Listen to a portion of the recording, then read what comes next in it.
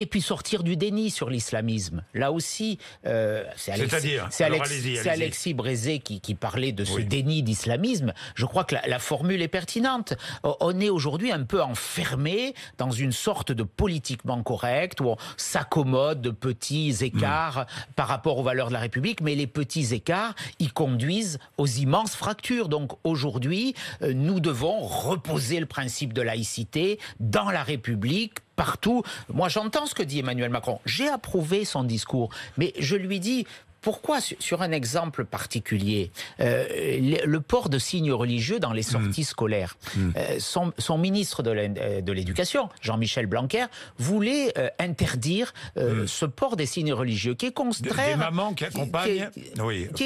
c'est le port de signes religieux. Oui, c'est un foulard. C'est ça. Bon. Hein, parce que dans l'école de la République... Rien à voir avec le terrorisme, quand même. Pardon, Éric Ciotti, ici.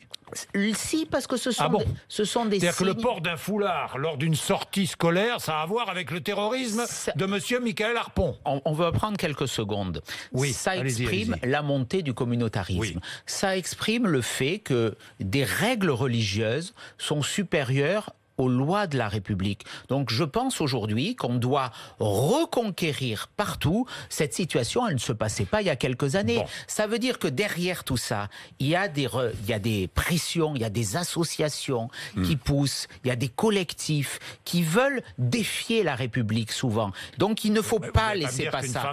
Il ne faut pas laisser passer ça. Pas me dire parce ça. que c'est des... Mais il peut y en avoir. Une femme voilée est une terroriste en puissance. Globalement, le communautarisme qui s'exprime par des revendications, qu'elles soient territoriales, qu'elles soient vestimentaires pour imposer ces règles, c'est un défi à la République. Si on n'est pas courageux sur tout cela, si on ne dit pas la laïcité s'impose dans nos services publics et notamment à l'école, eh bien on perdra du terrain sur le reste. Vous avez l'air de banaliser tout ça. Non, je n'ai l'air de rien du tout. Je vous pose simplement la question. C'est un peu le problème. Voyez, je vous pose la question.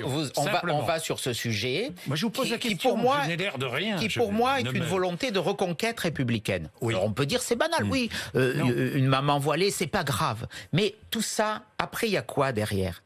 Jusqu'où on va? Jusqu'où on met la limite?